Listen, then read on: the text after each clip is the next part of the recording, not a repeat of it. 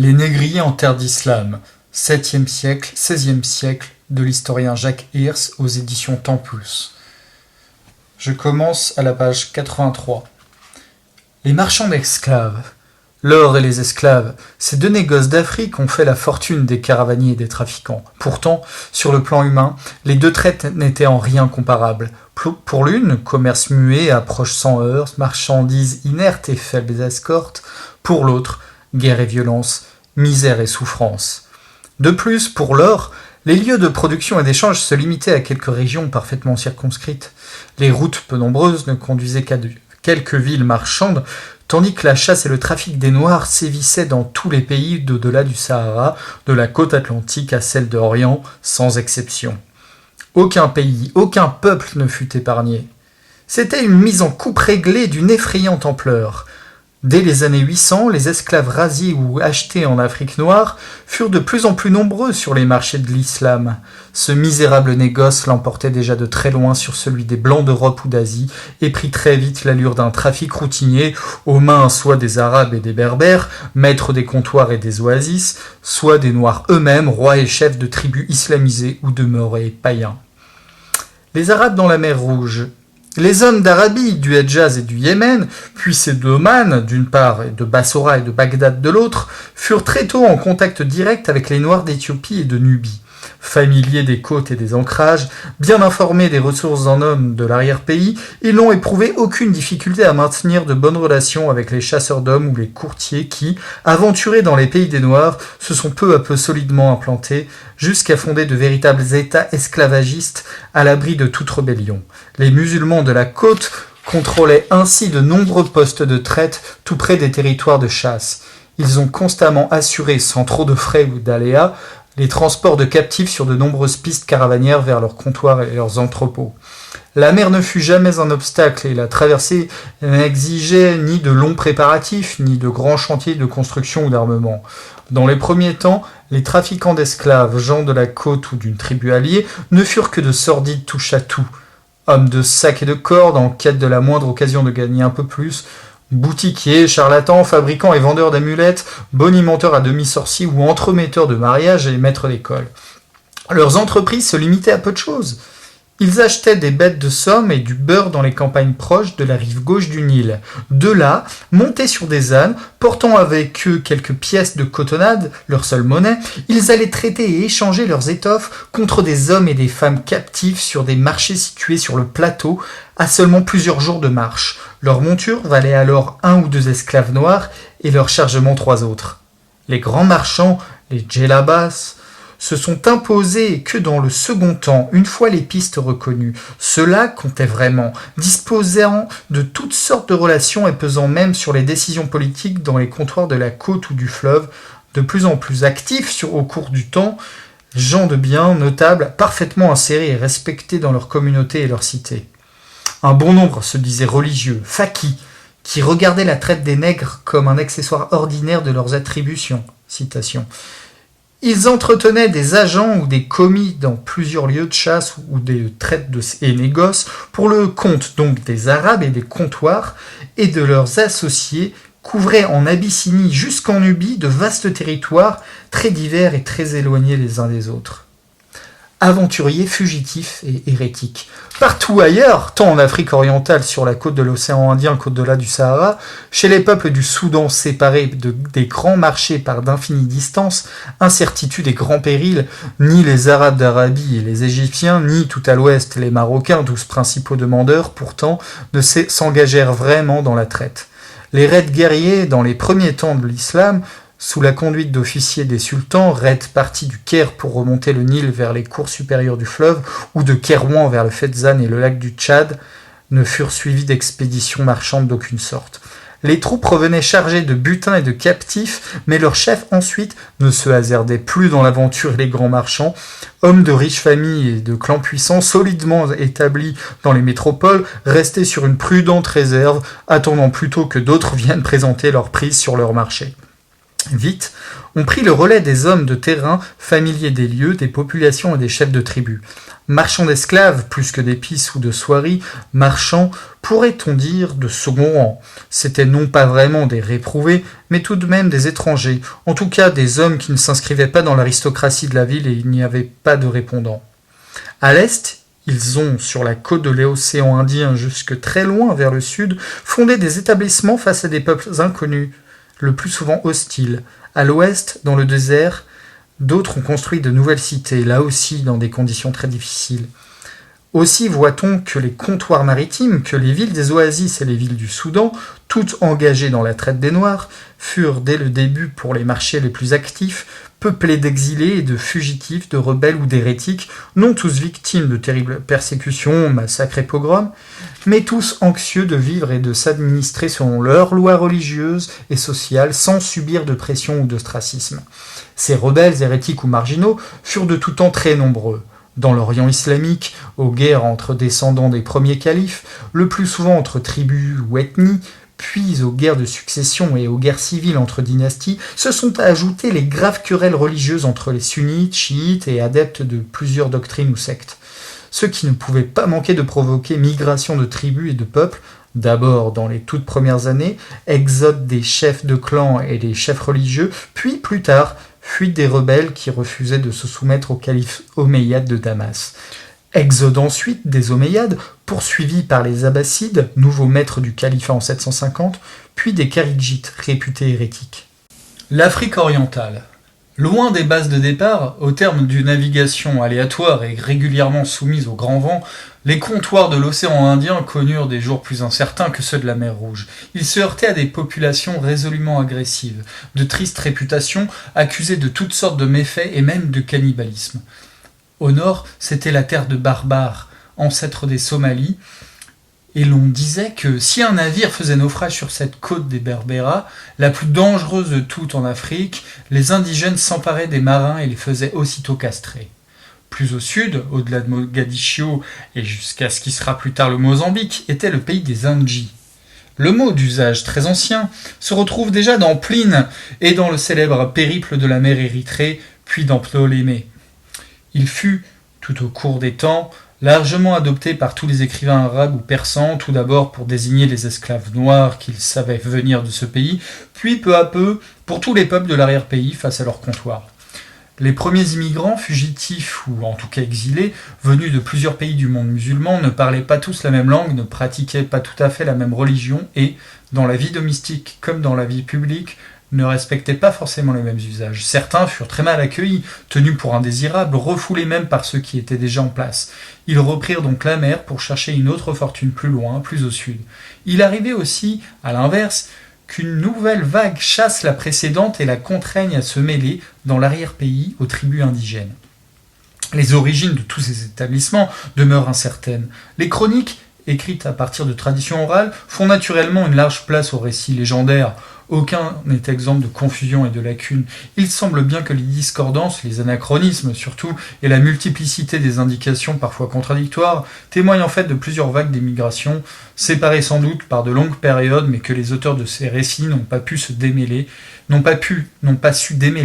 et ont fini par confondre les unes aux autres. Une incertitude pourtant. Les premiers colons n'étaient ni des marins ni des marchands aux fortunes bien assurées, solidement implantés dans leur cité d'origine, en Arabie ou en Irak, hommes de bon négoce occupés à établir des succursales ou des correspondances sur des rives quasi inconnues. Ces gens-là, ou plutôt leurs parents et leurs commis, bons connaisseurs depuis longtemps des routes et des marchés, ne se hasardaient pas tous en mer, et ceux qui s'y risquaient ne faisaient en chaque ancrage, dans chacune des îles d'accès aisé, que de courtes escales, le temps de charger et de décharger, ou, tout au plus, d'attendre l'arrivée d'une caravane annoncée. Les califes, les Omeyyades de Damas, puis surtout les Abbassides de Bagdad, ont certainement tenté de mettre sur pied et de contrôler de vastes opérations de colonisation tout au long de cette côte de l'océan Indien. Abd el-Malik Marwan aurait fait armer plusieurs navires pour conduire des hommes originaires de Syrie ou d'Arabie, en particulier des membres de la tribu des Banu Minana, descendants des Mécois, ou à Pathé, Malindé, Zanzibar, Mombasa, dans les îles Lamu et Kilwa. Un autre texte cite même une dizaine d'autres sites très dispersés, nombre d'entre eux non vraiment identifiés. Plus tard, les Abbassides, peu assurés de la fidélité de ces Arabes, premiers colons, ont favorisé les Persans. En 766-767, Al-Mansour, deuxième calife abbasside de 754 à 775, fondateur de Bagdad, mit sur pied une nouvelle expédition vers ces mêmes comptoirs et Haroun al-Rachid, qui dirigea le califat de 786 à 809, révoqua les gouverneurs en place dans plusieurs postes pour en nommer d'autres, notamment à Mombasa, Pemba et dans les îles Badjou. Une chronique fait alors état de Mogadiscio jusqu'à Kilwa, de colonies d'hommes venus du Shiraz. Ces textes, tous imparfaits, peu explicites, tous suscités par le pouvoir en place pour revendiquer des actions qui n'ont sans doute pas connu une telle importance, suggèrent tout de même l'existence d'une longue suite d'établissements, tant sur la côte des Somalis que celle des Anji, jusqu'à Kilwa tout au moins. Ce n'était sans doute que peu de choses, de simples comptoirs, embarcadères surtout, peu peuplés sans grande activité marchande. On doit imaginer que de certains noms, plus jamais cités par la suite, n'étaient rien d'autre que ceux d'ancrage d'un seul jour, non ramenés par des marins au retour d'une aventure sans lendemain et vite oubliés. Toujours est-il qu'en 846, encore l'implantation musulmane sur ces rivages semble précaire, nullement digne de retenir l'attention des officiers du calife qui décrivent le système des postes militaires et des forteresses dont ils ont depuis Médine la garde. Ils ne parlent absolument pas de la côte d'Afrique.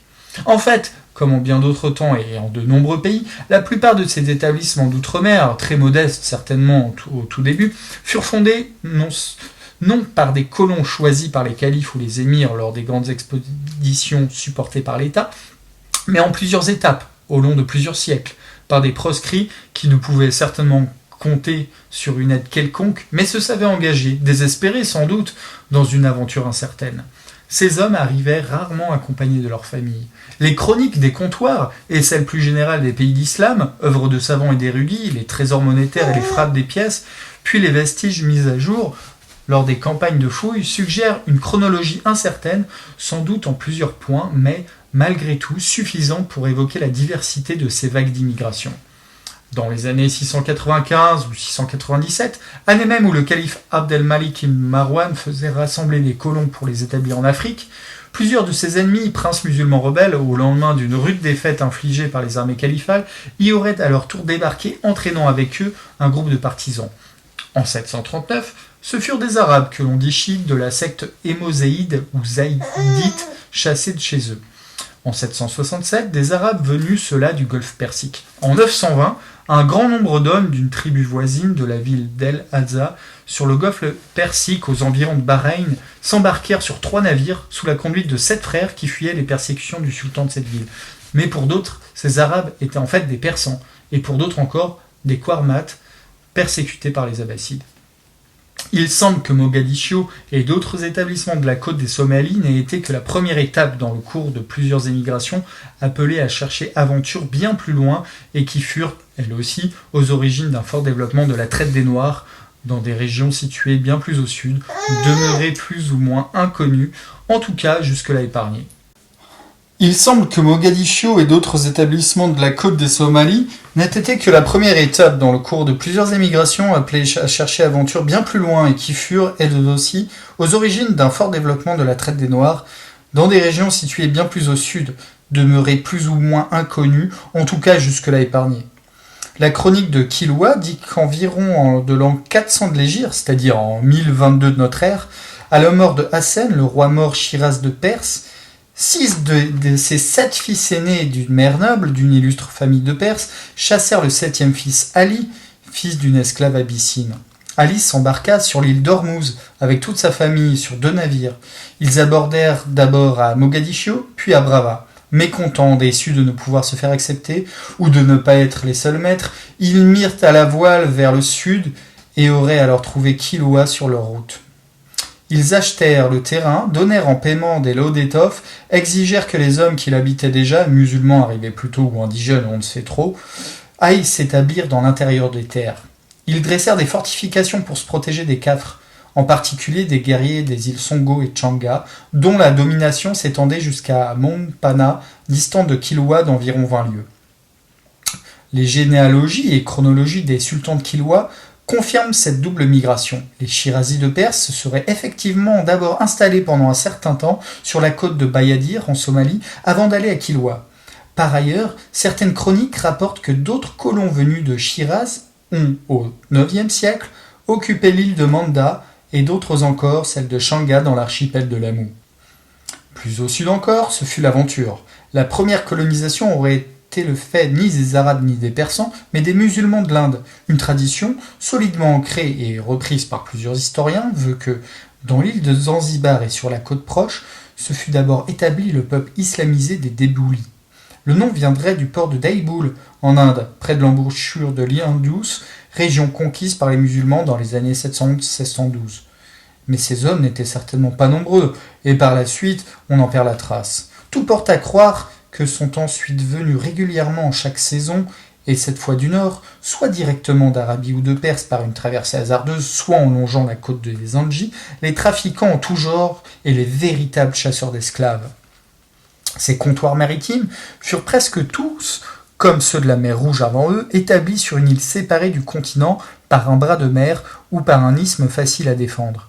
Ainsi, Mombasa, Manda, l'archipel des Laou, Kisayou, dans l'île Badjou, au nord de l'île de Pat, les îles de Pemba et de Zanzibar. Nous arrivâmes à Mombasa, grande île et qui n'a pas d'arrière-pays. Les habitants n'ont pas de céréales, ils les importent donc des Swahili. Leur nourriture se compose principalement de bananes et de poissons. Leurs mosquées sont en bois, très solidement édifiées, rapporte un chroniqueur. Le premier site de Kilwa, dit Kilwa Kiswani, se trouvait dans une île face à de grands marais parfaitement impénétrables, ce qui obligeait, pour atteindre véritablement la terre ferme, à de très longs détours. Le second site sur le continent Kilwa Kivinje ne fut occupé régulièrement qu'à partir du XVIIIe siècle. Le Roteiro de Lisboa au Goa, des João de Castro, en 1538, illustre le port de Mozambique par un rapide dessin. Une baie bien fermée, protégée par 2 cordons littoraux ne permettant que 3 étroits passages, dans la baie 2 îlots portant chacun un fort. Sur le littoral de la terre ferme, des rangées d'arbres, une chèvre, un éléphant, une factorerie, un bâtiment allongé qui sert d'entrepôt pour les marchandises et les esclaves. Les pionniers, puis bien plus tard encore les colons ancrés sur les îles et les anses de la côte exposées à tant de hasards, n'ont cessé de se protéger, de craindre aussi bien les peuples des terres alentours que les brigands de mer, pirates redoutables, formés en forte compagnie de plusieurs centaines d'hommes venus parfois de très loin, de l'Inde même. La situation exacte de Kambalou, centre de forte traite pour les esclaves et pour l'ivoire, n'est pas vraiment connue, mais l'on sait que cette ville, entourée d'une imposante muraille, se dressait au centre d'un estuaire comme un château, et qu'elle fut à plusieurs reprises attaquée en force par les peuples de l'intérieur, et aussi par les peuples de la mer qui rasiaient l'ivoire, les écailles de tortue, les peaux de panthère et l'ambre gris pour les vendre en Chine. Sur le chemin, ils avaient pillé des îles à 6 jours de mer de là, sans doute les Comores et Kerimba, et plusieurs villages sur la côte africaine près de Sofala. Cité marchande, cité forteresse, c'était la règle, et pas seulement en Afrique, pas seulement sur la terre exposée aux attaques des infidèles, mais sur toutes ces mers d'Orient. À Hormuz même, à l'entrée du golfe Persique, fort loin de là et en plein pays d'islam, parfaitement soumis au maître du temps, la vieille ville bâtie sur la terre ferme, devenue indéfendable du fait des attaques des Bédouins, fut abandonnée en l'an 1300. Le roi fit conduire tous les habitants dans une petite île à plus de 50 km de là vers l'ouest. Les cités du désert. Dans les royaumes du Soudan, les rois lançaient razzia sur razzia, mais n'étaient jamais que des chasseurs d'hommes, pourvoyeurs de bétail humain.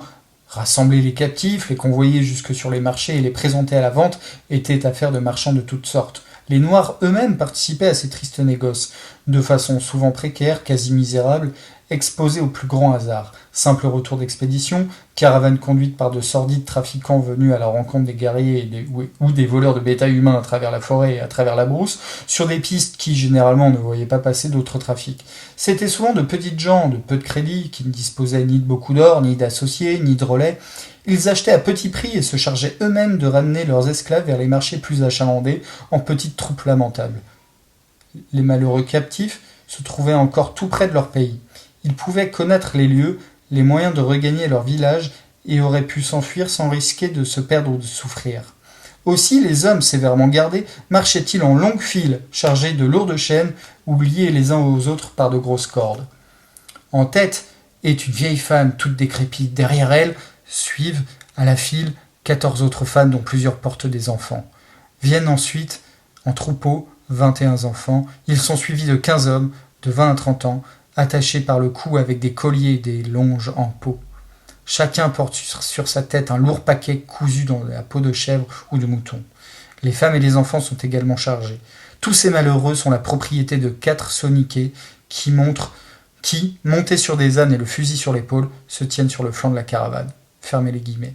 Ces soniqués, ou saracolés, les hommes blancs, comme on dit, d'ascendance berbère, semble-t-il, et convertis à l'islam au temps des Almoravides, marchands ambulants, échangeaient communément pièces de toile, cotonnades et verroteries contre des noirs, au soir même des razzias.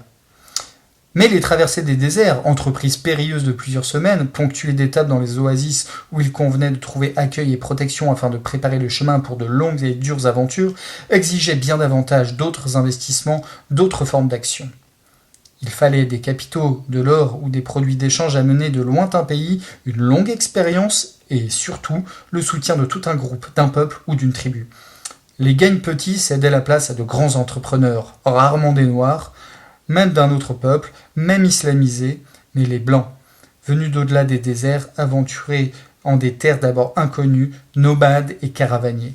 Les indigènes ignoraient leurs origines, les distinguaient mal les uns des autres, ne connaissaient pas leurs noms, savaient simplement qu'ils régnaient sur les grands trafics et sur les transports. Ils les nommaient tous, sans distinction, des maracas.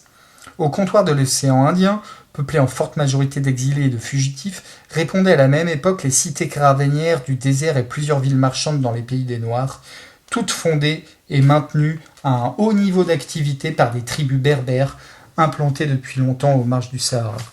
Elles avaient certes adopté l'islam, mais certaines étaient réputées hérétiques et toutes s'affirmaient profondément attachées à leur particularisme, à leur structure sociale et même à leurs pratiques religieuses. Ces communautés et sociétés du désert, loin de tout contrôle immédiat et même de toute atteinte, devaient pour la plupart leur existence ou leur essor à l'afflux de musulmans fidèles d'une secte, les Kharidjites, les puritains de l'islam, disent certains auteurs, qui pratiquaient une religion plus austère.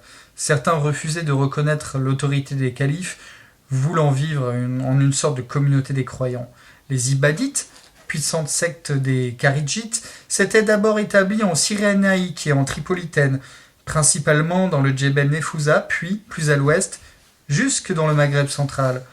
En l'an 767, Abderrahman ben Rostem, noble venu de Perse, gouverneur de Kairouan, condamné par le calife abbasside et proscrit, rejoignit les Ibadites de la tribu des Zenata et fonda Taert, Tiaret aujourd'hui, sorte de république communautaire sous le gouvernement d'un imam qui imposait des mœurs exemplaires et une stricte observance de la loi, qui veillait aussi au repas collectif et à la distribution de vivres aux plus pauvres.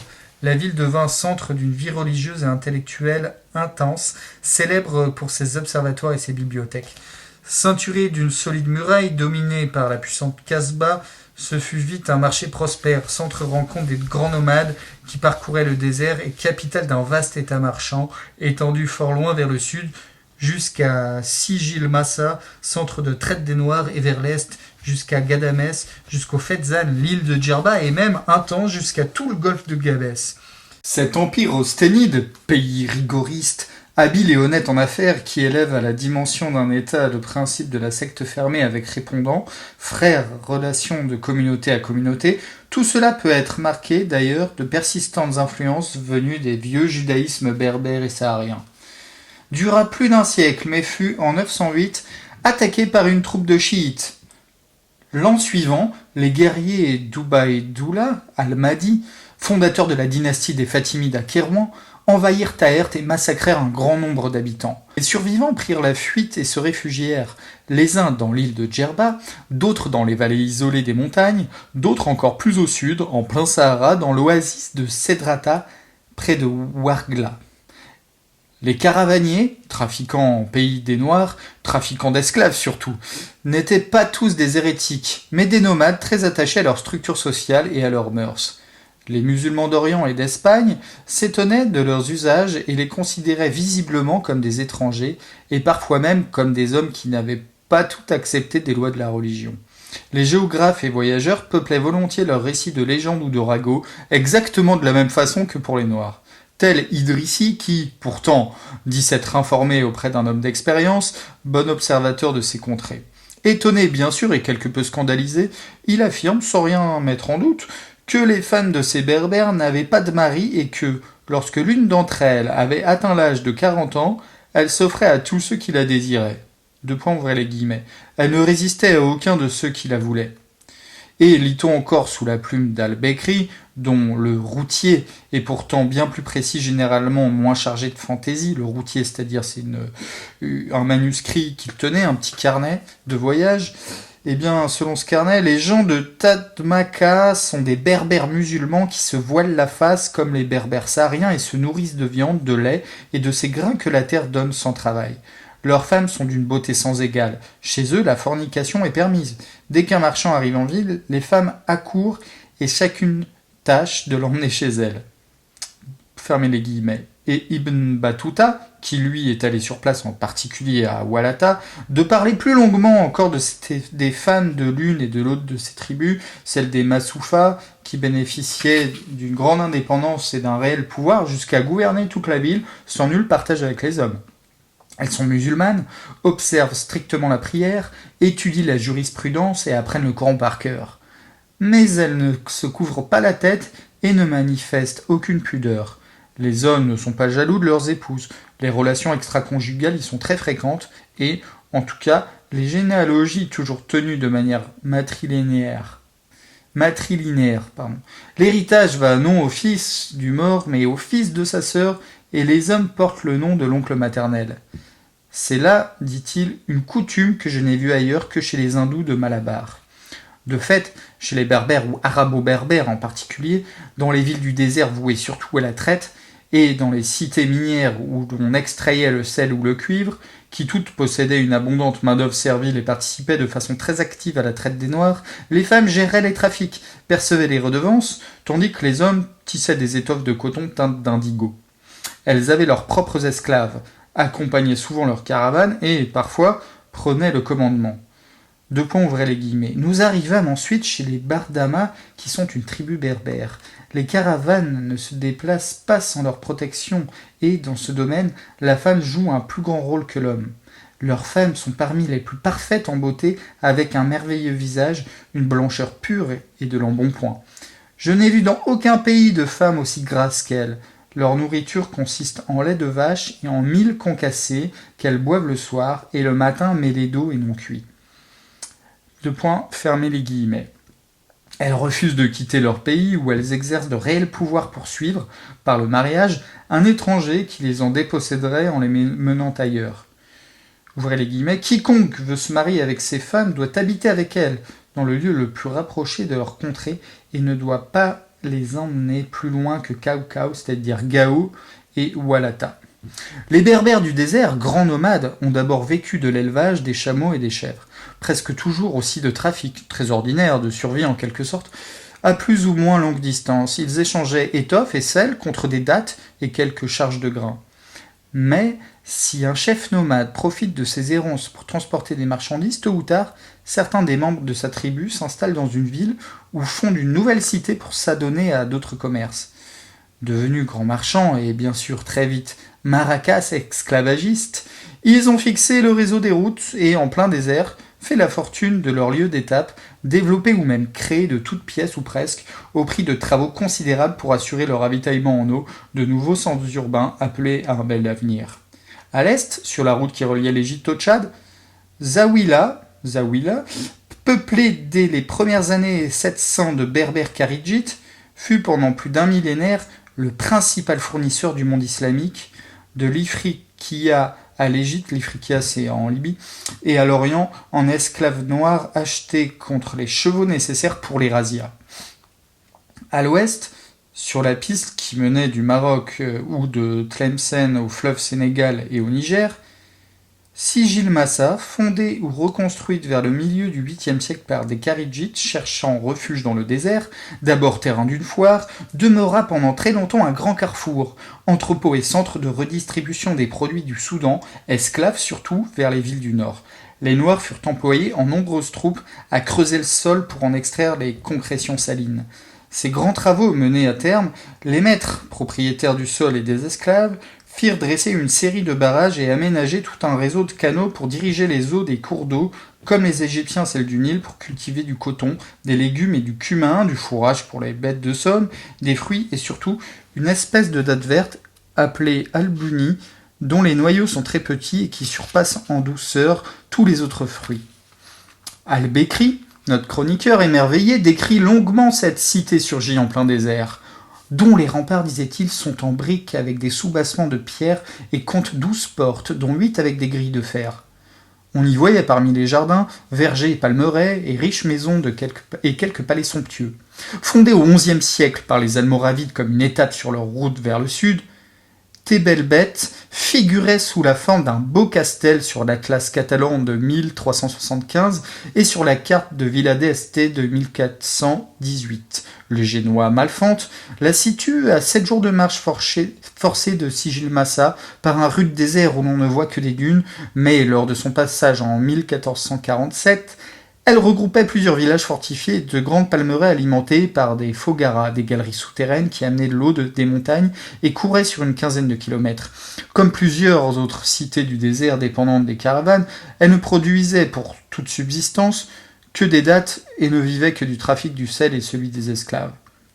Très loin, aux marges sud du Sahara, toujours sur la route de Ghana et du Haut-Niger, à quelques 50 jours de Sijilmassa, Walata, que l'on nommait aussi Iwalatan, fondé, dit-on, en 1225, devint un grand centre marchand et, de fait, une ville cosmopolite où l'islam fut toléré avant même la conversion du roi.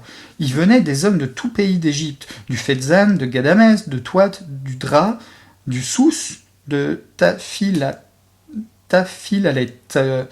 à Yalwatan, où la chaleur est torride, les habitants vivent bien et aussi s'enrichissent. L'eau vient des puits creusés dans le terrain sablonneux où s'infiltrent les eaux de pluie. On voit quelques petits palmiers. À leur ombre sont cultivés des melons. Il se vend beaucoup de viande de mouton. Les vêtements des habitants sont beaux et importés d'Égypte. La plupart de ces habitants sont des Massoufites, et leurs femmes sont d'une beauté rare et sont plus considérées que les hommes. Plus à l'ouest, Aoudaghost, construite autour de plusieurs puits d'eau douce, ville peuplée et sablonneuse, dominée par une grande montagne aride et désolée, possédait une grande et de nombreuses petites mosquées où des maîtres renommés enseignaient le Coran. On y cultivait le blé à la bêche, et l'on arrosait avec des eaux en seaux de cuir, mais seuls les princes et les riches en mangeaient. Le reste de la population se nourrissait de mil. Sur le marché, la foule était si dense, le vacarme si fort, qu'à peine si l'on entendait ce que disait son voisin. Les achats étaient payés en poudre d'or. La plupart des habitants, les plus riches du moins, les notables, étaient des berbères, originaires des tribus de l'Ifriqiya. Poste de traite et ville du Soudan. Au-delà du désert, dans le Soudan, plusieurs villes qui ne vivaient que de pauvres négoces se sont elles aussi, par la seule présence des maracas, par leur savoir-faire et leur audace à mener les petites affaires, trafic et de toutes sortes, et traite des Noirs, se sont enrichies de façon spectaculaire. Dans les premiers temps, les marchands devaient, informés des grandes razzias, rejoindre les camps des rois noirs ou des chefs de guerre et s'y installer. Au Bornou, tandis que le roi était à la chasse aux esclaves, il attendait à ses frais pendant souvent 2 ou 3 mois, parfois jusqu'à l'année suivante. Pour préparer leurs transactions, ou tromper le temps, ils se faisaient accompagner de leurs esclaves domestiques, des femmes surtout, chanteuses et danseuses, concubines et prostituées. Leurs serviteurs aménageaient et décoraient les tentes ou les cases trouvées sur place, puis, de saison en saison, en firent construire d'autres, plus vastes et plus appropriées, de bois, de pisé ou de briques, avec des toits de palmes. Tombouctou, que l'on dit fondé au XIe siècle, ne fut d'abord qu'un simple lieu de rencontre pour les Touaregs. Ils y gardaient leurs ustensiles et les grains, confiés, si l'on en croit à la tradition, à une esclave nommée Tombouctou, la vieille en français. On vit arriver des caravanes de tous les pays et s'établir alors des riches marchands d'Égypte, du Fezzan, du Touat, de Tafilalet et de Fès. De telle sorte que, peu à peu, les activités de toute la région se concentrèrent dans cette nouvelle ville qui finit par éclipser l'ancien centre marchand de Walata. Ce sont aussi des maracas, ceux-ci dit les nonos ou les djenanks, venus sans doute de plusieurs horizons qui ont, sur le Niger et sur les terres entourées d'eau, donné une considérable ampleur à un site urbain, sans doute très modeste, qui prit le nom de Djenné aujourd'hui. Ils firent bâtir des entrepôts pour leurs marchandises et des enclos pour garder les captifs, le temps d'en rassembler un assez grand nombre pour former une caravane et les conduire vers le nord. Ce sont eux qui, les premiers, ont fait la fortune de cette ville, grand centre du trafic caravanier et plus particulièrement de la traite des Noirs. Le territoire de Djenné est fertile et peuplé, raconte un chroniqueur. Des marchés nombreux s'y tiennent tous les jours de la semaine. On assure qu'il contient 7077 villages, très rapprochés des uns des autres. Là se rencontrent les marchands de sel venus des mines de Tegaza et ceux qui apportent l'or de Bitou. Ces deux mines merveilleuses n'ont pas leur pareil dans tout l'univers entier. Tout le monde trouve grand profit à s'y rendre pour y faire grand profit et on acquiert ainsi des fortunes dont Dieu seul peut connaître le chiffre. Conquérants et soumis. Dans toutes ces villes de traite, villes de la côte de l'Est, villes du Niger et du désert à l'ouest, les négociants ne représentaient certainement qu'une petite part de la population. Ils ne se fondaient évidemment pas dans les autres communautés, mais se réservaient pour eux, pour leurs fidèles et leurs coreligionnaires, de bonne renommée, des quartiers particuliers et parfois même comme une cité à part. Sous-chapitre Comptoir maritime d'Orient, métissage et servitude. Les établissements de la côte orientale d'Afrique, tous revendiqués comme terre d'islam, ne se ressemblaient pas. Ils avaient, en des temps séparés par un ou plusieurs siècles, accueilli des hommes d'origines très diverses, arabes, yéménites et persans. Affrontés à des Africains qui, eux aussi, n'étaient ni de même ethnie ni de même langue et n'avaient pas les mêmes usages, à des tribus qui leur opposaient une résistance plus ou moins forte, les musulmans ne se sont pas installés partout aussi nombreux et ne pouvaient donc mener leurs négoces de la même façon. Ceux des comptoirs de la mer Rouge se sont imposés sans trop de mal et vite. Ils s'aventurèrent loin dans l'intérieur du pays, sur les hauts plateaux, et prirent le contrôle de pays entiers, formant, on le sait, des sultanats islamiques, vassaux souvent récalcitrants du royaume chrétien d'Éthiopie, en fait parfaitement indépendants. Plus au sud, au contraire, face aux Somalis et à ceux qui s'appelaient Zenj, les hommes des comptoirs se sont enfermés dans leurs îles et leurs remparts, incapables de conquérir de vastes territoires, ni même de convertir la population au-delà d'une mince frange côtière.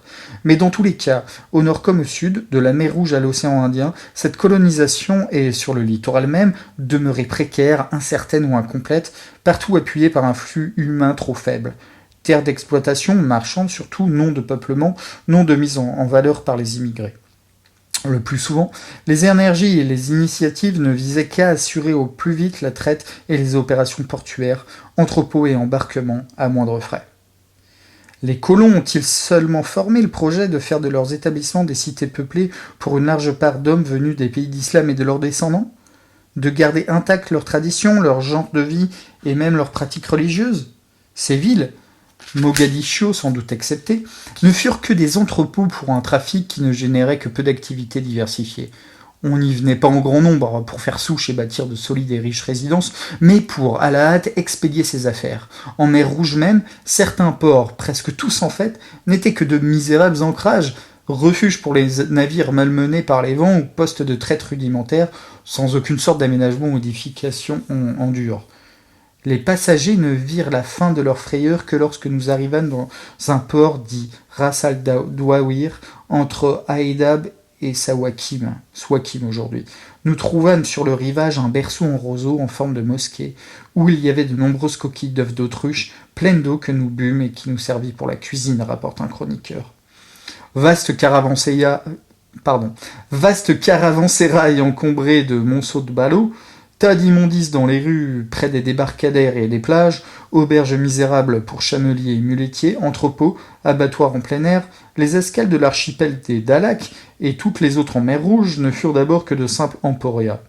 Les habitants de Zaïla sont noirs de peau. C'est une grande ville dotée d'un marché important, mais c'est la ville la plus sale du monde, la plus laide et la plus puante. L'odeur nauséabonde qui s'en dégage vient du grand nombre de poissons qu'on y consomme et du sang des chameaux qu'on égorge dans les rues. Fermez les guillemets. L'île de Swakim, située à environ 6 milles de la côte, n'a ni eau, ni culture, ni arbre. On y apporte de l'eau dans les barques. Il se trouve là des réservoirs dans lesquels s'amasse l'eau de pluie. C'est une grande île où les habitants se nourrissent de viande d'autruche, de gazelle et d'onagre, rapporte un chroniqueur. Les immigrants, arabes ou persans, associaient les chefs indigènes au profit du trafic et leur payaient même parfois de tribut. L'africanisation de ces colons venus de la mer, et surtout semble-t-il de leurs chefs, s'est progressivement affirmée par de nombreux mariages mixtes. Ils étaient, pour la plupart, venus sans leur famille, et les mariages avec les filles des chefs des tribus permettaient de se faire protéger par leur peuple et de conduire les transactions dans de bien meilleures conditions. Au temps où Ibn Battuta était de passage à Swakim, le sultan Zaïd ben Abi Noumaï, dont le père et 2 de ses frères avaient été émirs à la Mecque, régnait sur l'île au nom des Boudja, peuple de pasteurs entre le Nil et la mer Rouge, qui sont ses oncles maternels. Il y avait une troupe de Boudja appartenant au Walad Khalil, peuple nomade islamisé d'Afrique orientale, et d'Arabes Jouayana, tribu arabe installée dans les environs de Médine pour certains qui ont émigré en Nubie. Sur la côte des Indj, à Pathé, où le chef des musulmans établi en 1204, Sulayman ibn Sulayman, avait épousé la fille du roi africain, et par la suite les titres royaux de son comptoir, montrent que les princes et les princesses portaient tous des noms en swahili, non en arabe. Le swahili, langue des Bantous venus s'installer sur la côte, de Mogadiscio au nord jusqu'à une partie du Mozambique, parlait aussi dans les îles de Pemba, Zanzibar, Mafia et jusqu'à Kérimba et aux Comores, avait certes fait quelques emprunts à l'arabe, mais s'était imposée comme la seule langue des affaires. Elle était aussi la langue de cour de plusieurs établissements musulmans, à Kilwa notamment. Dans Mogadiscio même, le chef de la communauté parlait une langue qu'Ibn Battuta fut incapable de comprendre. De nombreux descendants d'Arabes étaient des hommes complètement noirs, leurs pères n'ayant, pendant plusieurs générations, pris pour femmes que des filles du pays. De plus, les habitants des comptoirs furent souvent contraints de conclure des accords avec les tribus des Noirs dont leurs femmes, mères ou épouses étaient issues. Partout, l'africanisation fut très forte. Les Portugais voyaient à Kilwa et à Mombasa les Maures noirs bien plus nombreux que les Blancs, et à Sofala, en 1505, traités avec un tchèque noir. Les familles arabes qui s'efforçaient de préserver une certaine pureté de sang dans la cité échouèrent. À Mogadiscio, les citadins n'avaient que mépris pour les Zaïdites, membres d'une secte chiite arrivée en 740 qui, refoulés par les sunnites vers 920, avaient épousé des femmes de l'arrière-pays. Ils ne leur donnaient que d'autres noms que de Badouis, des gens du désert, en fait. Ils les laissaient fréquenter régulièrement les marchés dans la ville, mais s'en méfiaient et ne désiraient pas les voir s'attarder. Ils les obligeaient à regagner leur village et leurs terres à la tombée du jour. Mais cela ne pouvait durer qu'un temps, et les métis, de plus en plus nombreux, en vinrent à former la part la plus active des sociétés marchandes. Alors que les non-africains, les Arabes et les Indiens, n'étaient souvent que de passage, le temps d'assurer le déchargement ou l'embarquement de leurs marchandises, les métis étaient à la demeure, et tout porte à croire que, sur place, l'essentiel du commerce se trouvait entre leurs mains, ou du moins sous leur contrôle. Un chroniqueur raconte: lorsqu'un bateau arrive dans le port, il est abordé par les sunbouk, qui sont de petites barques qui sont chargées de quelques jeunes gens, des habitants de la ville. Chacun d'entre eux porte un plat, couvert, plein de nourriture, pour l'offrir à un commerçant du navire à qui il dit « Tu seras mon hôte ». Lorsqu'un négociant venu d'ailleurs loge chez un hôte, c'est ce dernier qui se charge de vendre sa marchandise et de faire ses achats. L'acheteur qui paierait au-dessous du prix, ou le vendeur qui ferait une affaire en dehors de la présence de l'hôte, verrait sa transaction annulée par les habitants qui ont avantage à se comporter de la sorte. Fermez les guillemets. Seul l'étranger qui avait déjà à plusieurs reprises séjourné dans Mogadiscio pouvait se loger où il le voulait. Les immigrants n'ont pas davantage préservé leur genre de vie et leurs pratiques religieuses. Mogadiscio, plus peuplé qu'un simple port colonial, devint certes une ville active, différente, bien plus riche aussi, de belle allure, alignant de hautes et magnifiques maisons, et, au dire des voyageurs, qui, très fiers certainement de cette entreprise coloniale menée à si bon terme, en énuméraient complaisamment les mérites, cité très policée. Mais tout de même une ville cosmopolite, formée de plusieurs quartiers, arabes, persans, africains et indiens, qui menaient leur vie propre. Pour sa part, la ville de Kilwa connut au XIVe et XVe siècle une étonnante prospérité. Les habitants ont doublé les dimensions de la mosquée et dressé un magnifique palais pour leur sultan. Les marchands de passage faisaient halte dans un immense caravansérail, et les trafiquants d'esclaves dans le Umsi Kubwa, ensemble sordide de baraquements.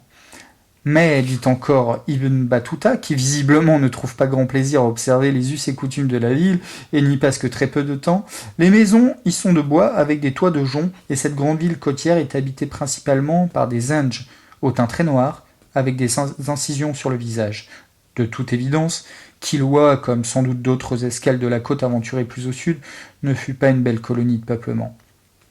Plus tard encore, Duarte Barbosa et les autres rédacteurs des voyages portugais dans l'océan Indien montrent bien que, mis à part les grands palais de Kua, pris de l'île de Mafia, dans les îles Joigny, de Mitimira et quelques belles et riches demeures de Mogadiscio directement inspirées de l'architecture yéménite, toutes les maisons à Kilwa et à Mombasa et à Malinde, ou Malinde, je ne sais pas comment on prononce, étaient d'un seul étage, à la façon indigène. Par la suite, certains historiens de cette Afrique orientale ont même affirmé que l'islam n'était là qu'une sorte de compromis avec le paganisme africain.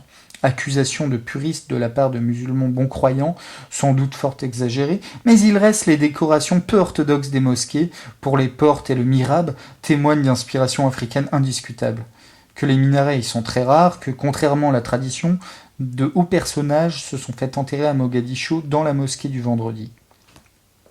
De plus, sur le plan politique, ces comptoirs n'étaient en aucune façon partie ou prolongement des États islamiques d'Irak ou d'Arabie. Le calife de Bagdad, sultan du Caire ou les émirs sultans du Yémen et d'Arabie n'y nommaient pas de gouverneur, ils n'y envoyaient pas de troupes ni officiers chargés de faire respecter leur autorité. À Mogadiscio, les marchands immigrés, en majorité arabes, étaient au Xe siècle unis pour résister aux nomades somalis. Une fédération de 39 tribus, sous la conduite de celle des Banu Qatan, qui revendiquaient le droit des premiers venus, a pendant quelque temps monopolisé les charges civiles et religieuses, mais vers 1250 ou 1300, ce gouvernement a dû céder la place à un sultanat dont le chef, confirmé par les notables, prit le titre de Tcher. Les établissements de la côte des Zenj vivaient chacun pour soi, armaient leurs navires et poursuivaient leurs négoces sans en référer à quelconque pouvoir ou recevoir la moindre directive, sans négocier aucune entente. En fait, les sultans et les tchèques, souvent rivaux, s'affirmaient complètement indépendants et se dressaient les uns contre les autres. Si Vasco de Gama obtint si facilement en 1498 l'aide de celui de Malinde, qui lui prêta un pilote pour le conduire en Inde, c'est que celui-ci se trouvait en guerre avec le maître de Mombasa et pensait lui nuire. Lors de son second voyage en 1502, Gama n'eut aucun mal à imposer un traité et un tribut à Kilwa, et l'année suivante, en 1503, un autre capitaine portugais, Rui Lourenço Ravasco, obtint de la même façon l'alliance du sultan de Zanzibar. Sofala, soumise à Kilwa depuis le XIIe siècle, fut occupée sans coup férir par les Portugais de Pedro de Anaya en 1505, car le Tcher Youssouf, très âgé et aveugle, s'était déclaré indépendant et ne reçut aucune aide.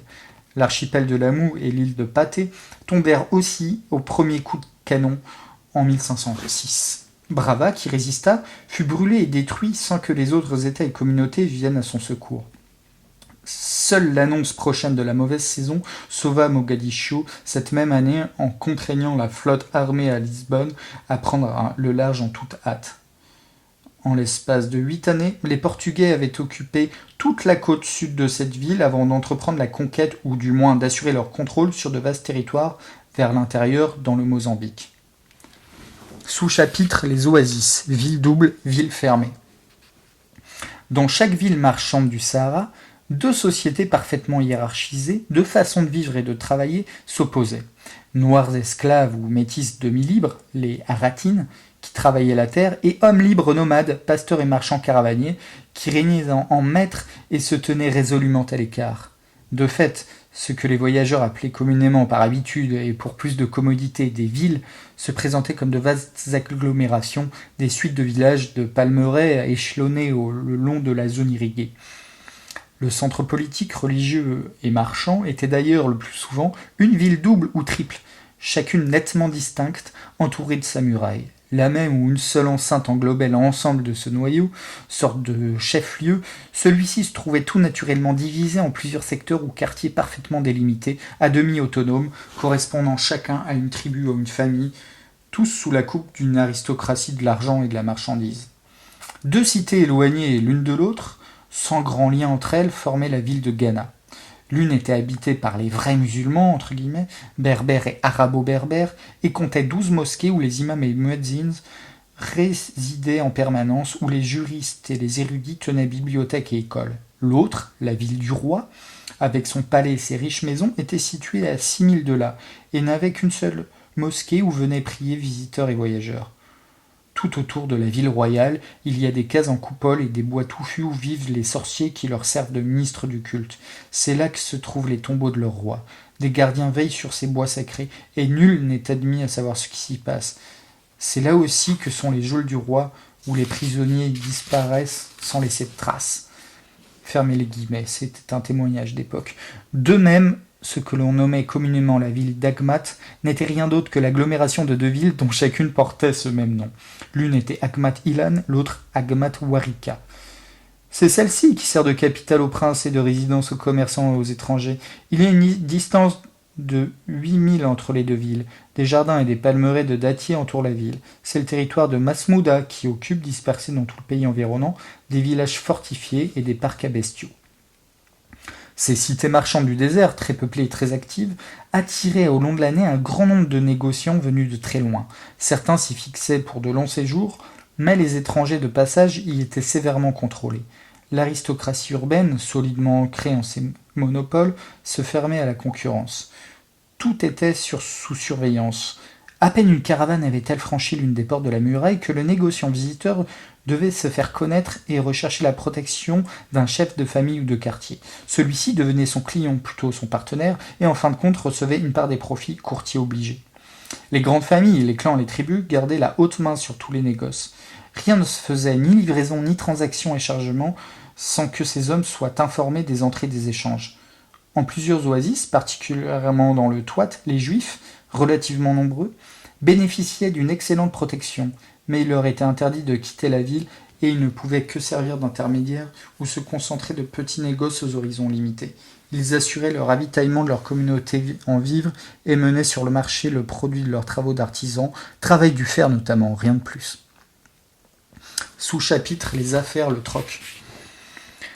Les marchands se servaient rarement de monnaie métallique, entre berbères d'une part et souverains ou chefs de guerre des Noirs de l'autre.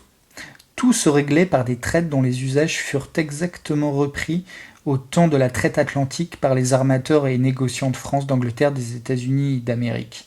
Chaque esclave, homme, femme ou enfant, évalué selon son âge, son aspect et ses qualités supposées, était proposé à la vente contre un poids plus ou moins élevé de produits ou un certain nombre d'objets. Dans le Kanem-Bornou, ce furent tout au long des siècles et jusqu'à l'arrivée des Européens, des pièces de toile de 10 coudées de long et de qualité équivalente, sinon même de couleur, tissées soit en Égypte, soit dans les oasis du désert. À Zaouila, on usait de petites pièces d'étoffe rouge. Dans le Mali et le Sanghaï, pour les esclaves cédés directement par le roi et par les hommes de son conseil et de sa cour, les chevaux servaient de monnaie. Mais plus communément dans tous les pays des Noirs, les trafiquants payaient en petites vaisselles ou en morceaux de cuivre, en fer battu, en verroterie plus encore, en coquillages, les choris. Les perles de verre venaient soit de Syrie par le Caire, soit de Venise. C'est la forte demande en Afrique noire et donc chez les berbères caravaniers en verre irisé ou coloré, enrichi de fil d'or qui a, pour bonne part, provoqué l'essor de cette industrie à Venise, dans l'île de Murano. Les Vénitiens les portaient à Tunis et en ramenaient de la poudre d'or du Soudan, amenée là par les musulmans qui, au terme d'un long parcours à travers le Sahara, échangeaient ces verroteries contre des esclaves. Lorsqu'elles venaient à manquer, on proposait des fragments de bijoux brisés. Le mot choris, employé communément dans les récits de l'époque et dans nos livres, désignait des coquilles de plusieurs natures et provenances, très différentes les unes des autres, et de valeurs très variables. Les navires arabes chargeaient dans l'île de Socotra des sacs entiers de petits coquillages de l'océan Indien, les bouffios des îles Maldives, en particulier ceux appelés porcelaine. Les indigènes les enterrent dans des trous sur la côte pour que la chair se décompose et que le coquillage reste blanc. Ils troquent ces choris avec les habitants du Bengale contre du riz, et c'est aussi la monnaie de ce pays. Ils en vendent aux Yéménites et s'en servent comme lest pour leurs navires.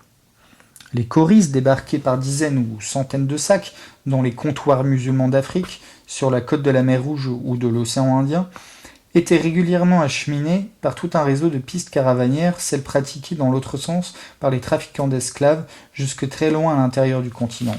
Mais contrairement à ce que disent ordinairement les manuels qui insistent beaucoup sur la quête des épices et autres produits du lointain d'Orient, les coquilles les plus recherchées ne venaient pas d'aussi loin. D'autres, plus nombreuses et le plus souvent échangées à meilleur prix, étaient récoltées sur les côtes de l'Atlantique en Afrique même, ou dans les îles sous domination espagnole ou portugaise, de telle sorte que leur transport et leur négoce ensuite ne demandaient pas la mise en place d'aussi vastes circuits commerciaux, ni en tout cas de passage par toutes sortes d'intermédiaires de l'océan Indien au cœur de l'Afrique. Les plus appréciées, celles des Canaries, grandes conques rouges, que les Noirs estimaient de la même façon que nous les pierres précieuses, valaient à São Jorge de la Mina chacune des 20 à 30 pièces d'or. Les coris de Rio, pêchés surtout dans la partie orientale du delta du Niger, étaient le plus souvent présentés en longs colliers, dits chapelets pour les Noirs, faits de grains bleus rayés de rouge. Plus au sud, sur l'île de Luanda, était la mine de la monnaie qu'utilisait le roi du Congo et des peuples voisins. Sur les plages, les femmes plongeaient par des fonds de 2 brasses d'eau. Elles ramenaient des paniers pleins de sable et triaient soigneusement les coquilles, séparant les mâles des femelles, celles-ci de couleur plus claire, plus appréciées. On trouvait d'autres coquilles, les nzibi, sur tout le littoral, mais celles de Luanda, plus fines et brillantes, brunes ou grises, valaient beaucoup plus cher et servaient de référence. Eduardo Lopez, écrivain et grand voyageur et trafiquant portugais, de mettre tous les autres en garde. On ne trouve rien à acheter dans tout le royaume du Congo avec de l'or ou de l'argent, pièces de monnaie ou métal brut. Il faut des coquillages. Dans la plupart des postes de traite et dans les cités marchandes d'Afrique noire, ces coquillages, objets curieux, objets de luxe, portaient des rêves d'un autre monde. Ils servaient ordinairement d'étalons pour le négoce de toutes sortes de produits indigènes, plus particulièrement pour la traite des esclaves.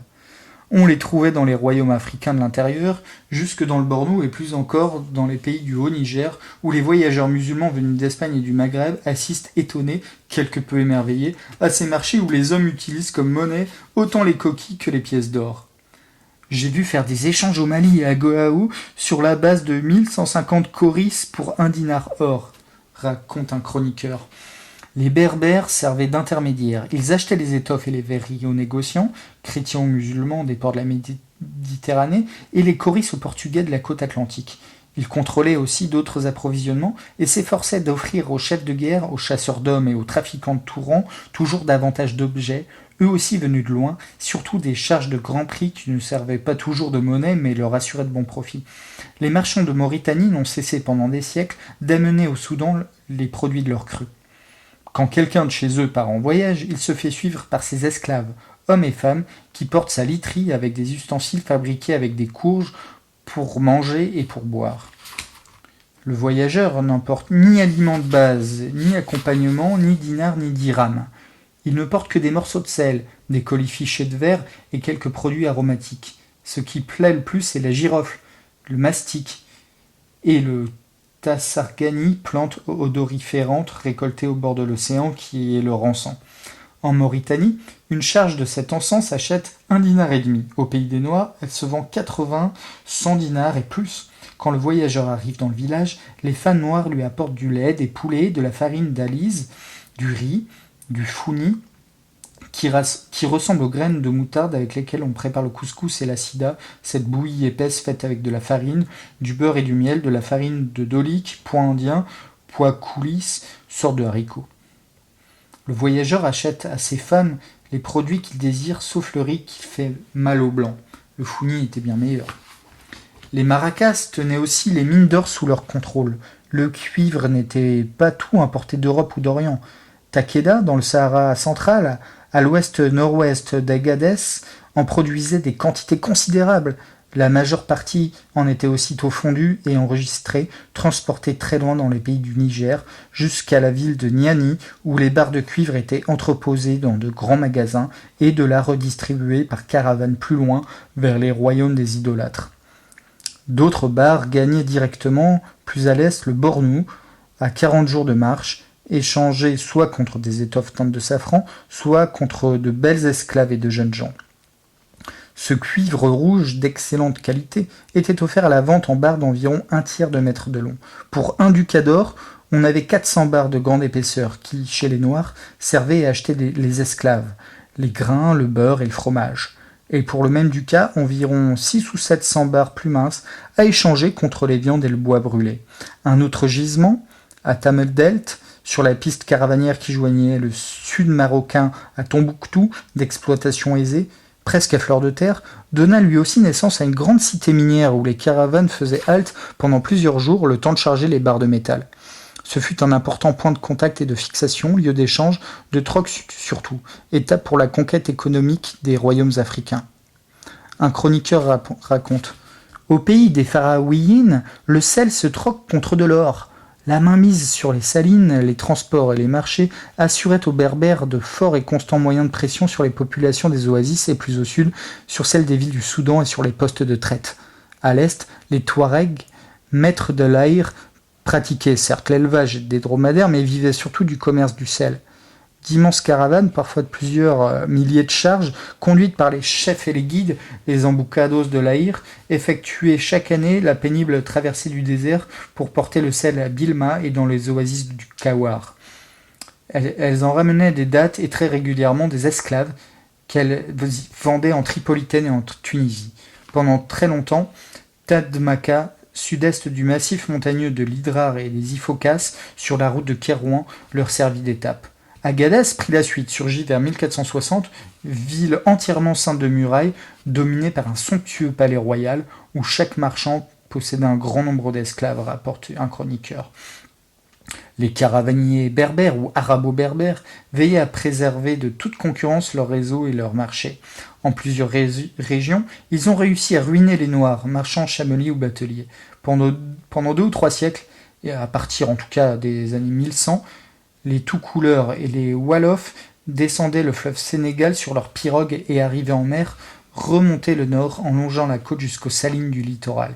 Ils y chargeaient des barres de sel et allaient au retour les vendre dans leur pays. Les Berbères en ont eu raison et fait en sorte que les transports de sel ne se fassent plus que par leurs caravanes à travers le désert, soit par eux-mêmes, soit par leurs alliés ou par des convoyeurs qui leur étaient soumis.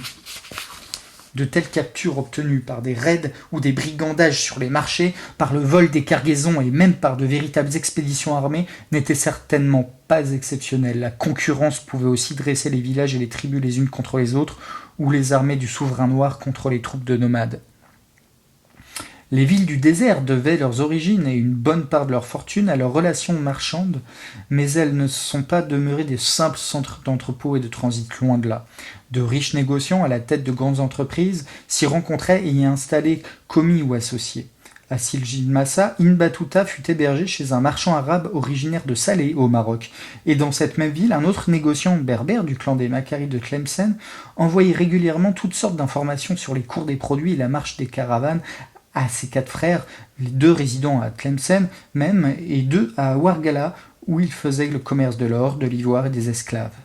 Ces villes des oasis avaient aussi développé leurs propres industries pour les besoins de leur population et plus encore pour mettre sur les marchés des objets de luxe qui, dans tant les villes et les postes de traite d'Afrique noire que dans les cités du Maghreb même, se négociaient aisément à de hauts prix. À Figuig, considérée dans les années 1300 comme l'une des principales cités du Sahara, les femmes tissaient des étoffes légères, très renommées, aussi précieuses que la soie, vendues très cher à Tlemcen et à Fès, où, dit-on, aucune étoffe ne les égalait. À Mogadiscio, on fabrique des étoffes qui tirent leur nom de cette ville et qui n'ont pas leur pareil de nulle part ailleurs. On les exporte en Égypte. La traite rapportait gros.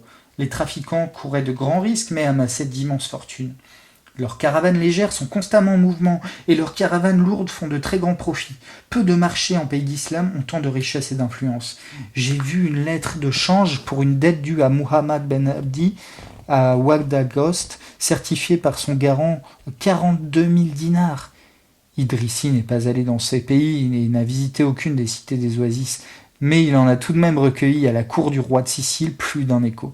Il s'en émerveille et s'attarde. Ce n'est pas chez lui très habituel à décrire leurs usages, leurs richesses, leur façon de gagner de l'argent et de le montrer.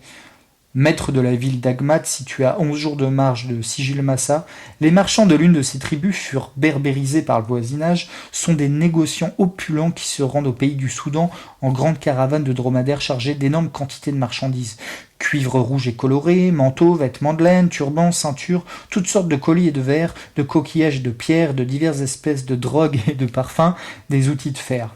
Quiconque emploie à ses voyages ses esclaves ou ses hommes met en route des caravanes de 170 ou 180 chameaux tous chargés. Dans leur ville, le bon ton est de se faire reconnaître et de montrer de grands signes ostentatoires et l'étendue de ses gains. Un chroniqueur rapporte « Lorsque l'un d'entre eux possède 4000 dinars et de réserve et 4000 dinars à mettre dans les affaires, il les place à droite et à gauche dans sa maison, 2 piliers qui montent du sol jusqu'au toit. De cette façon, ceux qui passent par là et voient les piliers devant la maison peuvent, d'après leur nombre, savoir combien le propriétaire de cette maison a d'argent. Il peut bien avoir 4 ou 6 piliers à la porte, 2 ou 3 de chaque côté. » Sous-chapitre « Les citadelles religieuses de l'islam » page 115 de l'édition Tempus, donc des Négriers en terre d'islam de Jacques Herse. Les grandes cités des royaumes du Soudan et les oasis, étapes sur les routes caravanières du désert, toutes prospères et presque toutes dominées par les maracas et par les religieux, hommes d'expérience dont les relations s'étendaient très loin, forçaient l'admiration et imposaient le respect. Les voyageurs venus du Maroc, de l'Égypte ou de l'Orient musulman s'y trouvaient chez eux et ne tarissaient pas d'éloges. Les habitants sont parfaits dans leurs actions, leur morale et leurs attitudes. Dans leur manière, ils ne partagent pas la petitesse des autres peuples du Maghreb, ni dans leurs coutumes et traditions, mais agissent franchement.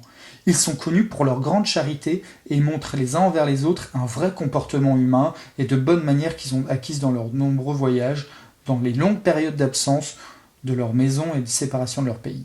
Fermez les guillemets. Les lettrés, tous membres influents de ces communautés urbaines dominées par les juristes, les docteurs et les censeurs, renchérissent.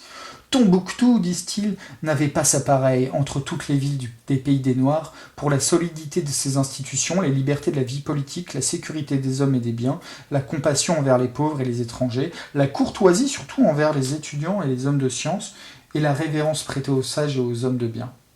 Ce n'est pas par pur hasard que les auteurs des 3 grandes chroniques, largement utilisées, parfois même seules citées par les historiens de toute l'Afrique noire occidentale, le Tariq al-Soudan, le Tariq al-Fatak et le Tedzikiret al-Nisyam, étaient tous 3 de Tombouctou, hommes de science et de religion, hommes de combat aussi, résolument hostiles à toute forme d'oppression, donc aux rois et aux princes tyrans, aux Askias du Songhai surtout. Dans tous les pays d'islam s'imposait l'image de ces villes bénies de Dieu, paisibles et policées. L'un des plus célèbres des docteurs de la loi, sage entre les sages, consacrait quelques lignes enthousiastes à glorifier Tombouctou. Ville exquise, pure, délicieuse, illustre, cité bénie, plantureuse et animée, qui est ma patrie, qui est ce que j'ai de plus cher au monde. Et d'autres, par d'aussi beaux discours, de placer cette cité phare, riche et vertueuse, de plus en plus haut, au-dessus des peuples du voisinage. Tombouctou était parvenu au terme extrême de la beauté et de la splendeur, la tradition prophétique qui donnait à toutes les choses, dans le domaine de la religion comme dans celui des affaires temporelles. Tradition prophétique. Tombouctou et plusieurs autres villes ne se voulaient pas seulement des grands centres de négoce, mais se faisaient reconnaître comme de véritables citadelles de la foi face aux païens et aux hérétiques. Chez les Maracas, berbères des cités du désert et du Niger, furent formés les juristes, envoyés ensuite dans tous les royaumes noirs, et pour certains, même bien plus loin. Ibn Battuta dit avoir rencontré en Chine le frère d'un légiste qui avait été instruit à Sigil Massa. Les oulémas jouissaient d'un grand pouvoir au-dessus des querelles de famille et des conflits d'intérêts. Leur solide réputation de science et de vertu les protégeait de l'intrusion du pouvoir royal, des chefs guerriers et même de toute tutelle administrative. Tombouctou avait acquis une telle puissance financière, une telle renommée, ses oulémas auréolés d'un tel prestige que, pendant de très longtemps, les souverains laissèrent la ville se gouverner elle-même sans tenter d'intervenir ni dans les affaires ni dans les conflits. Sous la domination des Touaregs, et bien plus tard sous celle des Marocains, la ville s'administrait comme une république marchande, sous la férule d'un Tombouctou Koy, le véritable chef de la cité, désigné par un conseil des notables, en fait par les religieux. À Djaba, ville du Mali où l'on comptait un grand nombre de jurisconsultes, le roi ne pénétrait jamais et nul n'exerçait d'autorité en dehors du cadi de la cité.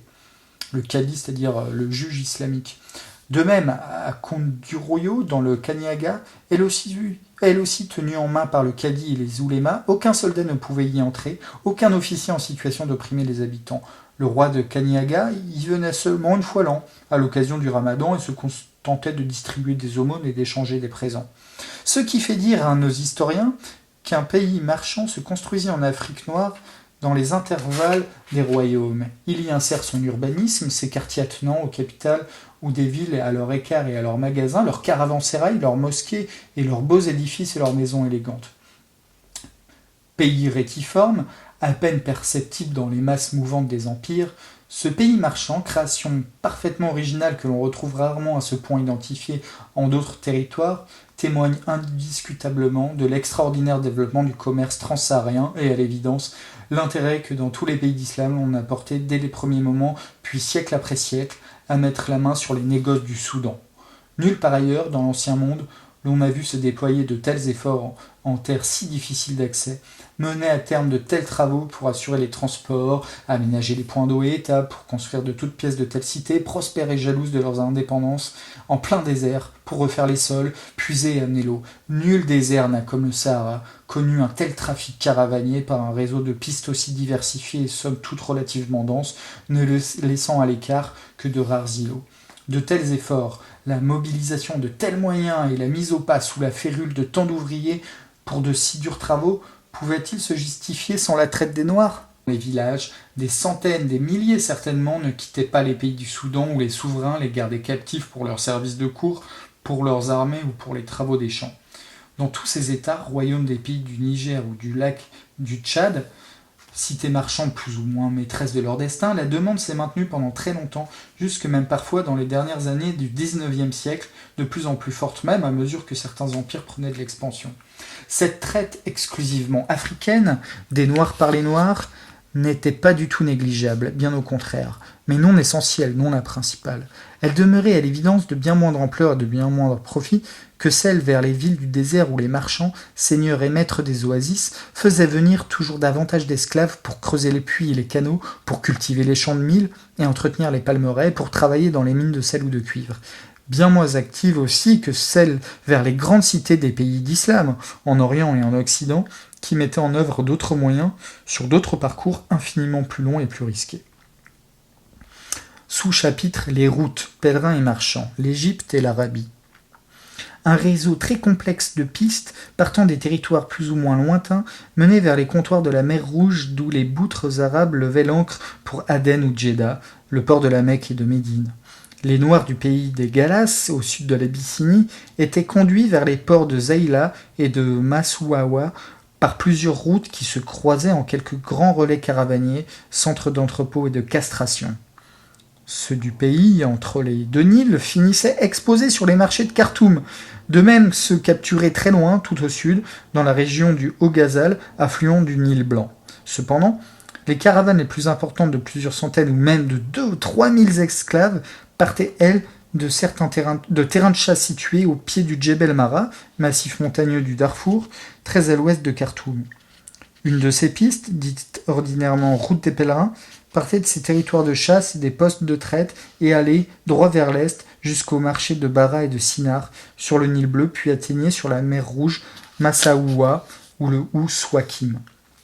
Une autre route de la traite des Noirs, bien plus longue et plus périlleuse, que les voyageurs appelaient la route des 40 jours, route très ancienne, partait du lointain chapelet d'oasis du pays de Kanem, au nord-est du lac du Tchad, et par le Darfour conduisait d'abord aux entrepôts et marchés des rives du Nil pour gagner ensuite Aswan et de là l'Égypte.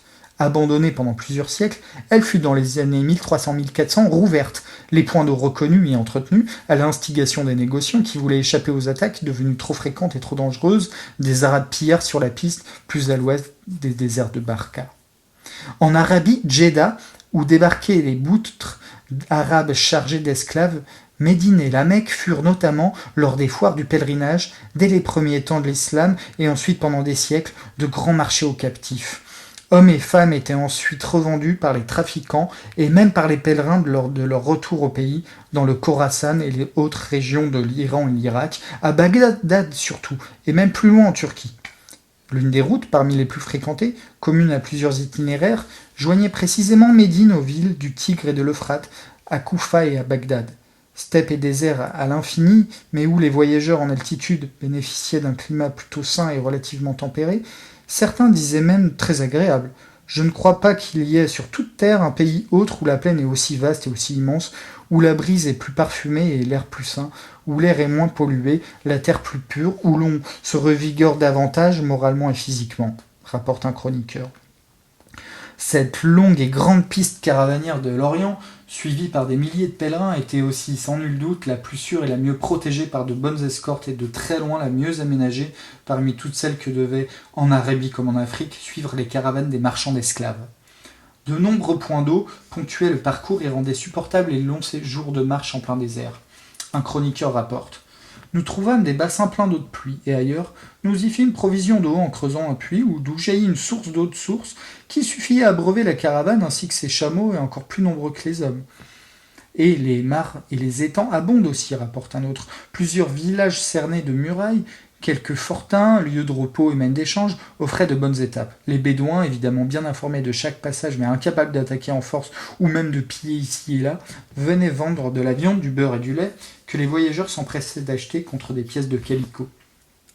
Le Sahara. À travers le Sahara, les nomades se livraient certes tribu contre tribu à une concurrence effrénée. Guerre d'escarmouches, razzias et représailles pour s'approprier le passage des caravanes et en tirer profit. Au fil des temps, ils ont réussi, ici ou là, à imposer tel parcours et tel gîte plutôt que d'autres, mais ce furent jamais que succès fragile et temporaire pour seulement des parties d'itinéraire sur de faibles distances. Pendant tout le temps de l'esclavage, soit pendant 1 millier d'années pour le moins, un certain nombre de grandes routes caravanières se sont imposées pour aboutir à quelques grands marchés toujours les mêmes. Les pistes transsahariennes reconnues, balisées et régulièrement fréquentées, n'étaient pas tellement nombreuses. Elles ne furent certes pas toutes ouvertes et aménagées pour les besoins de la traite. Les trafiquants empruntaient souvent celles qui menaient aux mines de sel ou de cuivre, où les durs travaux étaient effectués par les noirs esclaves. D'autres étaient, les noms que leur donnent les chroniques en témoignent, des routes du pèlerinage vers la Mecque, presque toutes menant au Caire. Les marchands d'esclaves ont au fur et à mesure du progrès de l'islamisation, profité des nouveaux aménagements, puis et postes de garde à l'usage des pèlerins. Tout naturellement, ici comme en Orient, les marchands se tenaient informés de la demande en main-d'œuvre dans les grandes cités. Aussi ne fréquentaient-ils pas souvent les cités du Maghreb central. Ceux qui s'y rendaient y apportaient de la poudre d'or, de l'ivoire, de la malaguette et divers autres produits du Soudan ou des oasis, mais pas ou peu de captifs rasiés dans les pays des Noirs. Le marché était quasi inexistant. Les villes d'Oran, à Bougie, n'étaient pas en somme que d'assez pauvres cités, pendant longtemps même de simples bourgs enfermés dans leurs murs, des repères de corsaires accrochés aux rivages sans grandes ressources, tournant le dos à un arrière-pays qui ne leur apportait pas grand-chose. Peu ou pas d'industrie, pas d'autre négoce que la vente des butins et l'encaissement des rançons. Ces pirates et corsaires, morts puis turcs exclusivement, à partir de 1510, employaient bien sûr à Mers-el-Kébir, Alger, Bougie et Beaune un très grand nombre d'esclaves pour les chantiers de construction navale et pour ramer sur leurs galères de combat. Mais les Noirs du Soudan leur auraient coûté très cher, alors que la piraterie en mer et les razzias sur les côtes d'Italie et d'Espagne leur procuraient à moindre frais les prisonniers en très grand nombre. Sur le raid sur Mahon en 1535 leur rapporta 6000 esclaves, et la prise de l'île de Lipari par Barberousse, le célèbre chef de guerre, grand officier et amiral de l'Empire ottoman en 1544, 12 000. Sur le marché d'Alger et dans les bagnes, l'on ne trouvait pratiquement que des blancs, des chrétiens. De ce fait, les parcours transsahariens des trafiquants d'esclaves se résumaient en 2 faisceaux de pistes, pas davantage. À l'est, pour amener les esclaves noirs de Bornou et des pays du lac Tchad, une route gagnait d'abord les oasis de Kawar, puis le Fezzan, puis Zaouila, pour atteindre soit l'Égypte, soit les escales des monts de la Barka, sur la côte du Cyrénaïque. Un autre partait du Tombouctou et de Gao, et, par Tadmaka, par une longue et terrible traversée de 30 ou 40 jours, menait jusqu'à Gadamès, puis Kerouan, au temps de sa splendeur, et plus tard à Tunis. À l'ouest, 3 parcours, empruntant à travers le désert 3 pistes différentes, convergeaient vers Marrakech. L'un partait du Mali, des pays du Haut-Sénégal ou de Ghana, passait par Ouadagost, les Salines d'Idjil, Zemmour puis Tamedelt. Un autre, plus à l'est, gagnait Walata, Tageza puis Silgissima. Un autre, plus aventureux certainement, objet de grandes attentions de la part des sultans du Maroc, partait de Gao, Tombouctou ou Djenné pour rejoindre Tageza par Toudémi. De Sijil-Massa, principal carrefour pendant longtemps de tout l'ouest saharien, d'autres pistes bien moins fréquentées que celles de Marrakech, allaient l'une à Fès, l'autre à Tlemcen. Sur ces routes, sans exception, les Noirs captifs, hommes, femmes, enfants, furent toujours très nombreux, jusqu'à former une part importante de la caravane. Chaque trafiquant esclavagiste, berbère, arabe ou mort, en faisait convoyer en longue file plusieurs dizaines, voire des centaines à chacun de ses retours vers les grands marchés. Les autres négociants, ceux qui s'intéressaient davantage au trafic de l'or et accessoirement aux poivres de Guinée et autres produits du Soudan, mais aussi de façon ordinaire tous les voyageurs et les pèlerins, en avaient généralement plusieurs sous leur garde, soit pour en tirer occasionnellement quelques profits à l'arrivée, soit pour les vendre au mieux. En effet, le manque d'argent se faisait parfois pressant, et telle ou telle étape de ce long cheminement, épuisant l'homme et ses ressources, sa bourse et ses réserves d'eau ou de nourriture. Ils utilisaient en somme ces noirs comme une réserve de capital, peut-être plus sûre que les monnaies, capital dont la valeur pouvait croître au fur et à mesure que l'on s'éloignait davantage des postes de traite et des territoires de razzia. La plupart désiraient aussi avoir constamment près d'eux les hommes comme domestiques pour leur propre service et la garde de leurs bagages ou marchandises. Les femmes comme compagnes, concubines pour quelques semaines. Ibn Battuta ne prenait jamais ni la mer ni la route sans se faire accompagner de 2-3 jeunes femmes qu'ils échangeaient volontiers contre d'autres au cours du chemin selon son bon gré. Dans la traversée des déserts, leur parcours des caravanes d'alors différait très certainement des grands axes routiers d'aujourd'hui. Ils ne se sont pas souvent décrits.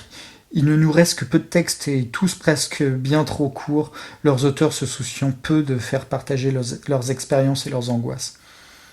Les rares chrétiens explorateurs du désert en quête des marchés de l'or gardaient-ils leurs informations secrètes ? Benedetto Dei, auteur de Petites Nouvelles et homme d'affaires de Florence, dit tout uniment dans son journal qu'il est allé à Tombouctou, mais curieusement ne donne la date mise à part, 1470, aucune explication. Humaniste, homme de science, curieux des pays et des hommes, mais jaloux de ses découvertes ? Ou homme de négoce soucieux de garder pour lui seul les renseignements et les profits d'une course à l'or et aux produits rares ? Les musulmans, eux, se comptaient par centaines à toutes les époques de la traite, et l'on peut penser que les bons négociants qui couraient les pistes sahariennes sans rien cacher de leurs desseins, sachant que les lieux et les marchés qu'ils allaient atteindre étaient connus et bien identifiés, ne manquaient pas, aventurés dans la longue et périlleuse course, d'écrire à leurs parents et à leurs associés, ou à leurs commis pour les informer non seulement de leur chargement et du nombre de captifs qu'ils menaient avec eux, mais des dates de leur passage ou de leur séjour dans les villages étapes ou les oasis tout au long du chemin. Ces lettres, qui préparaient leurs correspondants à spéculer sur les cours des produits, esclaves compris, ont toutes presque disparu ou n'ont fait l'objet ni de publications ni d'études. De telle sorte que les itinéraires, les haltes, les périls et les façons de s'en garder nous demeurent pour la plupart mal connus. Les récits de lettrés, curieux de connaître les lointains pays, dans le Sahara et au-delà, certes très nombreux et différents les uns des autres, déçoivent pourtant car leurs auteurs s'appliquent davantage à décrire les gouvernements, les cours des souverains, les mœurs et les pratiques religieuses, que les conditions du voyage, l'importance et la composition de la caravane, les routes choisies et les aléas du parcours. Invités à se joindre à une entreprise qui n'était pas la leur, chargés de missions parfois pour observer les modes de gouvernement, les forces armées des rois et les usages des peuples, non hommes de terrain et d'expérience, ils ne payaient nullement de leur personne pour préparer la traversée du désert et amener à bonne fin. De plus, et surtout, ces voyageurs, pour la plupart, tenaient la plume non pour des lecteurs désireux de s'informer exactement, mais pour un vaste public curieux du détail, du pittoresque.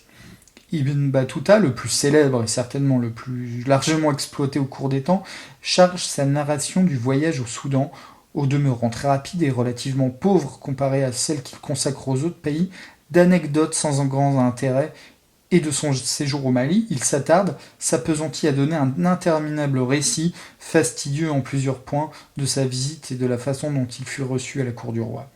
Seule et heureuse exception, tout à fait remarquable, le routier d'Al-Bekri paraît lui de toute autre nature. C'est le travail laborieux d'un auteur qui certes n'a pas vécu les jours de marche du lieu dans le désert, mais a rassemblé quantité de témoignages de bons observateurs, les a confrontés les uns aux autres, a tenté d'identifier les lieux et de chiffrer les distances qui séparaient les points d'eau et les étapes, non non en milles arabes mais en jours de marche. Les dromadaires, qui portaient des charges de 125 à 150 kg, parcouraient environ 4 km à l'heure. Chaque journée de marche devait représenter de 35 à 40 km, 60 dans les conditions tout à fait exceptionnelles. Sur plusieurs parcours, Al-Bekri pouvait tout situer et tout nommer, jusqu'au moindre puits. Sur la piste de Sijil Massa à Tombouctou, jusqu'au puits de Tinjaz, à 8 étapes du départ, les points d'eau se trouvaient très régulièrement à 2 jours d'intervalle. Puits misérable, creusé par les voyageurs et qui ne tardait pas à s'ébouler, dit-il. Ensuite, vous marchez pendant 3 jours jusqu'à un grand puits appelé Winwailun, et puis encore 3 autres jours par un autre désert tout plat que l'on peut trouver. On ne peut trouver d'eau que cachée sous le sable ou les pierres jusqu'à atteindre un point d'eau appelé Tazaka qui signifie la maison. Vous allez en une seule étape à un puits construit par Abdelrahman Ben Habib, creusé dans le roc dur où l'eau est à 4 brasses de profondeur, puis 3 jours plus loin, vous êtes à Witunan, puits très large et jamais à sec, mais qui contient de l'eau si saumâtre qu'elle purge les hommes et les animaux. À Wakazamt, la terre est de couleur bleue, et là, les hommes de la caravane creusent pour trouver l'eau qui est à 2 ou 3 coudées sous la surface. Puis vous traversez un désert aride formé de collines de sable qui envahissent la route où on ne trouve pas d'eau. C'est la partie la plus pénible du voyage vers Ouadagost. 4 jours de marche vous mènent en un lieu appelé Wanzamin, où les puits sont à faible profondeur les uns des autres, les autres d'eau salée, au pied d'une montagne abrupte où vivent des animaux sauvages. Toutes les pistes qui conduisent au Soudan se rencontrent ici. C'est un lieu très dangereux, car les Lamta et les Gazoulas attaquent les caravanes puisqu'ils savent que tous les voyageurs doivent y passer pour y refaire leurs provisions d'eau. Et Al-Bekri, pendant des pages et des pages, de décrire ainsi plusieurs parcours, récits truffés de multiples indications sur les distances, sur les périls, les noms des puits, leur situation, la qualité de l'eau. Sur les peuples nomades aussi, l'étendue de leur territoire, leurs coutumes, leur façon de s'approvisionner et de nourrir les bêtes.